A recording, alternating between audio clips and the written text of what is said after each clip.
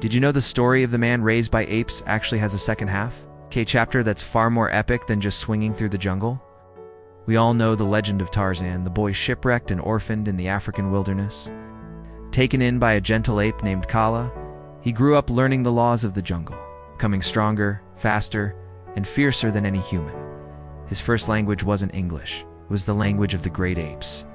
He was lord of the jungle, a ghost in the trees, a myth whispered by those who dared to venture into his world. Then everything changed. He encountered Jane Porter, a woman from a world he never knew existed. Through her, he discovered his own humanity, his own heritage. He learned he was John Clayton III, Lord Greystoke, a British nobleman. It was a shocking revelation. The wild man had a name, a title, an entire life waiting for him across the ocean. So, he made the impossible choice. He left the jungle that had raised him, the only home he had ever known, and sailed for London with Jane. Imagine the culture shock. To die. John Clayton traded his loincloth for a three-piece suit, the chorus of the jungle for the noise of industrial London.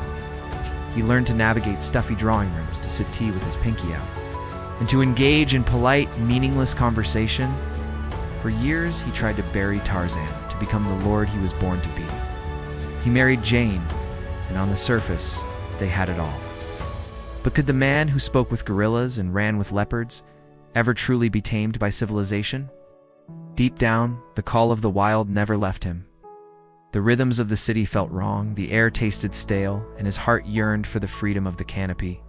One day, an invitation arrives from the King of Belgium.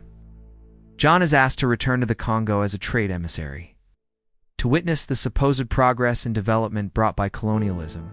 He's hesitant. London is his life now, his responsibility.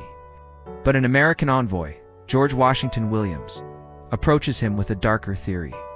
He suspects the Belgian king isn't building schools and railways.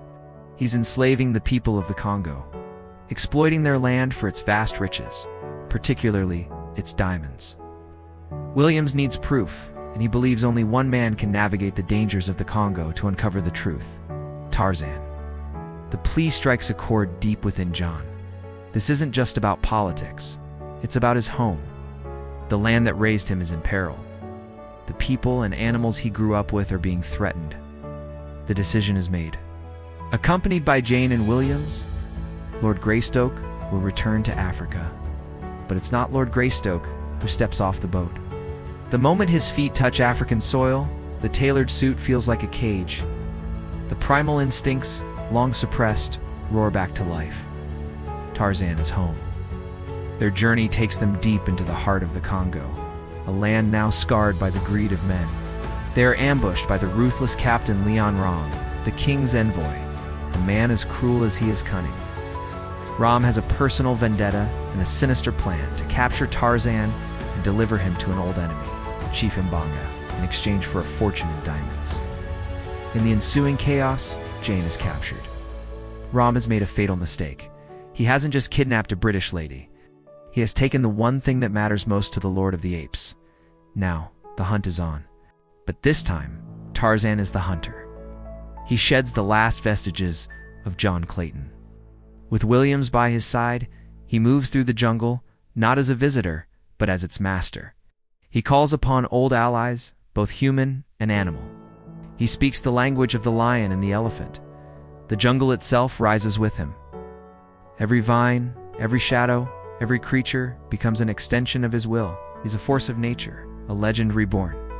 Moving with a speed and fury that terrifies his enemies, they thought they were dealing with a man, but they have awakened something far more primal.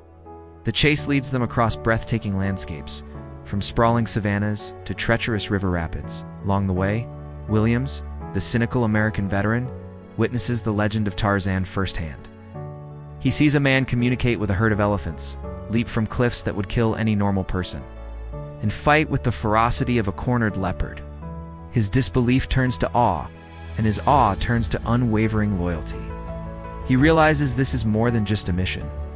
It's a fight for the very soul of Africa. Climax arrives at the port of Boma, where Rom is preparing to receive a massive Belgian army, ready to finalize his conquest and enslavement of the Congo. Tarzan, using his unparalleled knowledge of the jungle, orchestrates a symphony of chaos. He confronts Chief Mbanga, not with brute force, but with understanding, revealing that Ram is the true enemy who has betrayed them all. Forging an uneasy alliance, Tarzan turns his attention to Ram's forces. What follows is an epic battle. It's not just man against man, it's the jungle against the machine.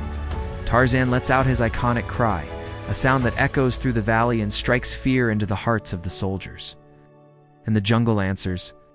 A stampede of wildebeest, guided by Tarzan's call, thunders through the port town, scattering the army and destroying their encampment.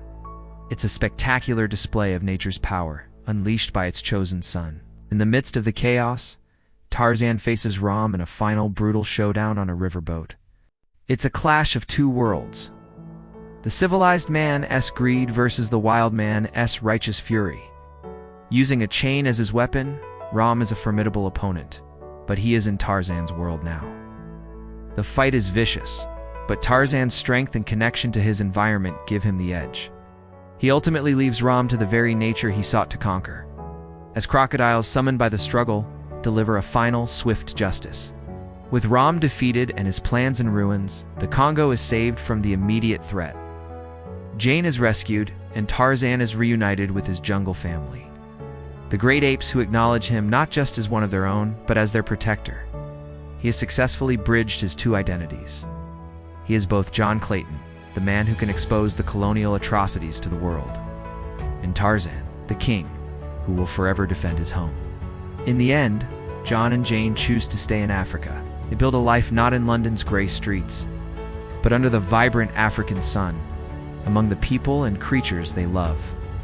The story of Tarzan is not just about a man raised by apes. It's a powerful tale about identity, about choosing who you are, and about fighting for what you call home. It shows that true nobility isn't about a title or a bloodline, but about protecting the innocent and standing against injustice. Thank you so much for watching. If you enjoyed this epic retelling, don't forget to hit that like button, subscribe, and ring the bell so you don't miss our next dive into legendary stories. See you next time.